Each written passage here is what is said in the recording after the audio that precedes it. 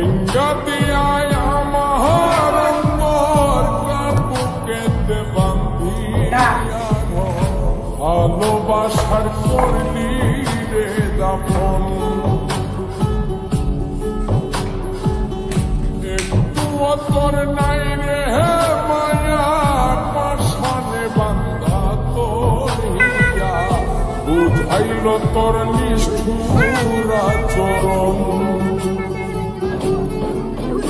আমায় কইরা গেলি তুই বাঁধলি নতুন